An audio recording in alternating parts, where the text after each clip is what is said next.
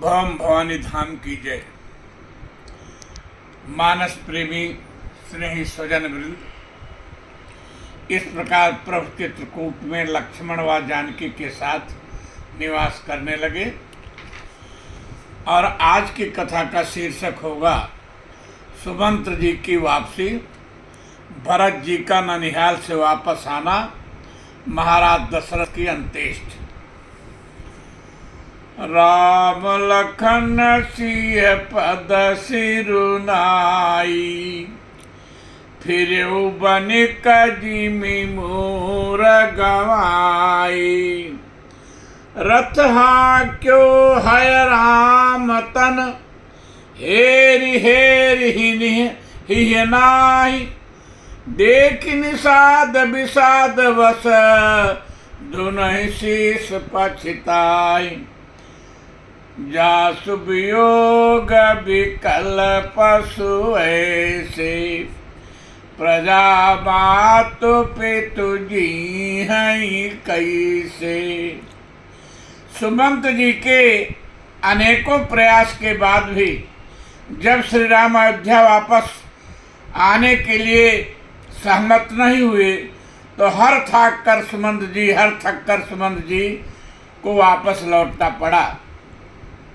परंतु सुमंत जी ने जब रथ पर बैठकर अश्वों को चलने का संकेत किया तो घोड़े आगे बढ़ ही नहीं रहे थे, बल्कि वो श्री राम को कातर दृष्टि से खोजकर इधर उधर देखकर हिनहिना रहे थे। किसी भी दिशा में घोड़े अयोध्या की ओर जाने को तैयार नहीं थे।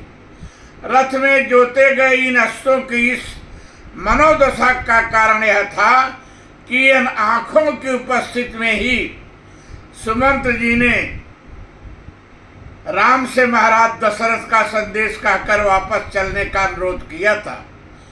और जिस प्रकार करुण भाव से सुमंत जी ने श्री राम से लौटने की विनती की थी वह अकथनीय है।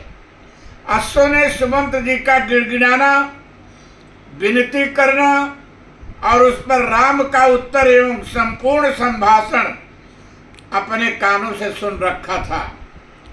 यहाँ तक कि सुमंत जी ने संदेश का उत्तर जब श्री राम ने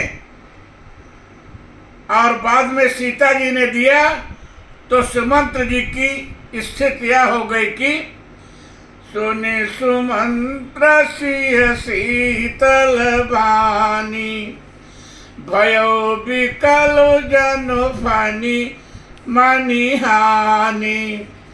नयन सूझनहि सुनई न काना, कही न सके कछु अति कुलाना। राम प्रबोध कीन्हि बहु भांति, तदपि होत नहीं शीतल छाती। जतन अनेक हाथ ही साथ ही कीन्हे, उचित उतर रघुनंदन दीने। मेट जाई नहीं राम रजाई, कठिन कर्म गति कछु न बसाई। जिस प्रकार से सुमंत्र जी व्याकुल हुए और जिन स्थितियों में हृदय थाम कर वापस हुए, ये दृश्य अश्व देख रहे थे। मूलधन खोकर लौटे हुए बनिए की भांति सुमंत जी जब श्री राम लक्ष्मण व सीता जी को छोड़कर लौटे तो उनकी यह दुर्दशा, उनका दुख, उनकी व्याकुलता और अपने स्वामी का यह कष्ट बेचारे अनबोल पशु अश्व भी देख नहीं पाए और अपने ही स्वर में करुण क्रंदन करने लगे। इधर उधर अपने स्नेही राघव को खोजने लगे।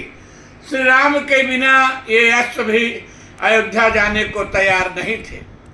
बहुत प्रयास के बाद भी अश्व एक कदम अवध की ओर नहीं बढ़े।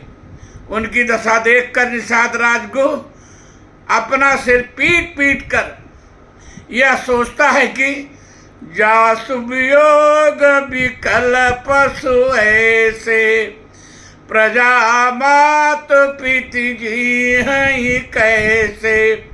परंतु किसी तरह सुमंत्र को ढांढस बधाकर निषाद राज जी राम को लेकर गंगा पार करके वन की ओर गया और यमुना तट से श्री राम के वापस करने पर जब लौट करके आया तो जिस स्थिति में जहां पर सुमंत्र जी को वह छोड़ गया था उसी स्थिति में सुमंत्र जी को रथ सहित वहां देखा। सुमंत्र जी की व्याकुलता, उनकी अधीरता और विषाद तथा रथ के अश्वों की यह स्थिति कि न चारा खा रहे हैं न जल पी रहे हैं, आंखों से अविरल अश्रुधारा प्रवाहित हो रहा है, देखकर निषाद राज स्वयं व्याकुल व अधीर हो गया। सुमंत्र जी करते भी क्या, जब अश्व एक कदम भी आगे बढ़ने को तैयार नहीं हो तो सुमंत्र छटपटा कर वहीं व्याकुल व मूर्छित होकर गिर पड़े। कैसे अयोध्या जाते? निषाद राज ने लौटकर जो दृश्य देखा उसका वर्णन गोस्वामी जी के शब्दों में ही देखें, कितना मार्मिक यह दृश्य है। फिर वो निषाद प्रभु ही पहुँचाई, सचिव सहित रथ देख सियाई। मंत्री विकल बिलोक निषादो, कहीं न जाई जस भयव विषादो।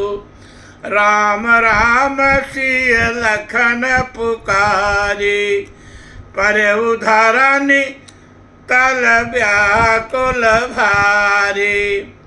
देख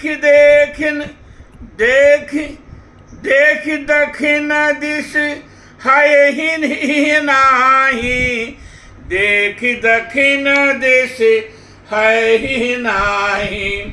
जनु बिनु पंख बिहग अकुलाही, नहित न चरहि न पियहि जल, मोचहि लोचन भारी।